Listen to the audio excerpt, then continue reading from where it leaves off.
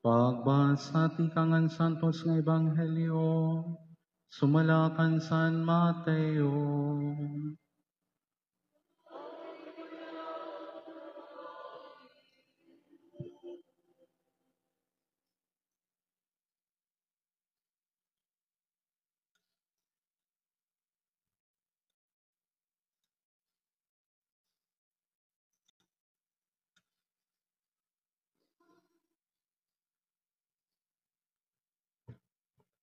Han pakakita ni Jesus ang damo nga mga tawo, sinagkahiya hinpungtod, ngan didto liningkod hiya.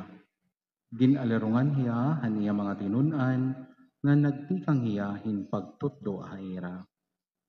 Palaran adton nakilala nga kablas sira ha espiritu, kay ira ang ginhadian han langit. Palaran adton masulubon, kay pagliliawon hirahan Dios.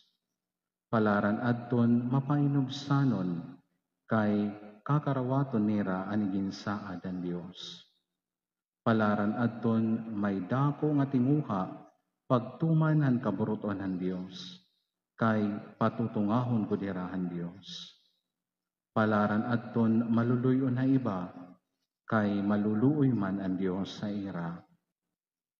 Palaran adton maglinis ang kasing-kasing, kay makakakita hirahan Dios.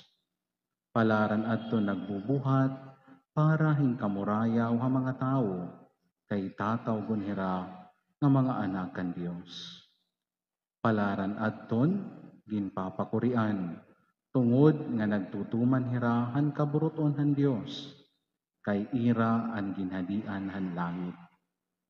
Palaran kamo kung pagbiay-biayon, ngan pagpakurian kamo han mga tao, ngan pagbutang-butangan kamo, tungod la nga akon kamo mga sakop. Pagrayhak ngan paglipay kamo, kay dako ang balos nga andam didto ha langit para ha iyo.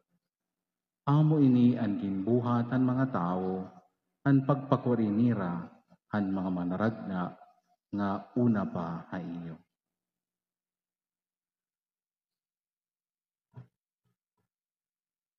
An maupay nga sumat hanaton dayon nga katalwasan.